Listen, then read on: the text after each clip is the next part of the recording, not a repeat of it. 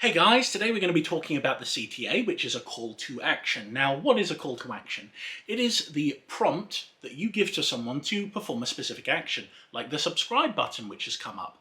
Now, let's say some people come and they click the subscribe button because they think, darn Alex, you've done a good video. That call to action worked. Now, when it comes to like a website, a call to action could be a pop-up, which I don't recommend. I think pop-ups are bad, don't ever do them. Call to action would be, a good one would be a contact form, which basically says something like, hey, come here to subscribe to our newsletter. And that's saying to people, if you enter your details here, you're going to be subscribed to our newsletter. Not a lot of people potentially like these ones, but it's just an example. Click here to get a free pony. Click here to get a certain percentage off of something. So for example, a call to action is used by a lot of people. A lot of YouTubers use them as well. For example, they say, hey, here is whatever VPN.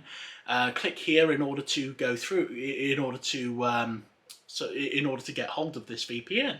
Now, when it comes to these kind of things, they are actually they're going to be receiving a little bit of back pay every time someone clicks through and does this, and this is all sorted out by tracking information. But they're basically the middleman when it comes to this, and they're using a call to action in order to persuade people to do something for them.